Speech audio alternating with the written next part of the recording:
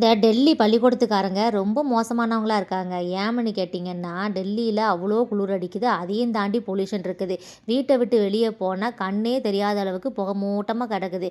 இது பனியா இல்ல பொல்யூஷனான்னு ஒண்ணும் கண்டுபிடிக்கல. நானே திடீர்னு ஷாக்காயிட்டேன். என்னடா நமக்கு திடீர்னு கண்ணு தான் சரியா தெரியாம புகை மூட்டமா தெரியுதோ அப்படின்னு நினைச்சுட்டு, அந்த அளவுக்கு இருக்குன்னா பார்த்துக்கிடுங்களேன். ஆனா இந்த டெல்லி ஸ்கூல்ல ஒரு நாள் கூட லீவே விட மாட்டேங்காங்க. நானும் டெய்லி தூங்கும்போதும் சரி, எந்திக்கும் போதும் சரிங்க, அந்த வாட்ஸ்அப் குரூப் ஓப்பன் பண்ணி தான் பார்த்துட்டு இருக்கேன். எப்பவாவது இந்த ஏர் பொல்யூஷன் இல்ல குளிர் காரணமா இந்த 2 காரணத்துல ஏதாவது ஒரு காரணத்தையாவது போட்டு லீவ விடுங்கப்பா அப்படின்னு சொல்லி தான் பார்ப்பேன். ஒரு நாள் கூட மெசேஜ் வராதுங்க. இந்த நோட்ட கொண்டு வாங்க, அந்த புக்க கொண்டு வாங்கன்னு சொல்லி மெசேஜ போட்டுக்கிட்டே இருக்காங்களே தவிர்த்து, பள்ளிக்கூடம் இல்ல வீட்ல இருந்து படிங்க அப்படின்னு சொல்லவே மாட்டேங்கிறாங்க.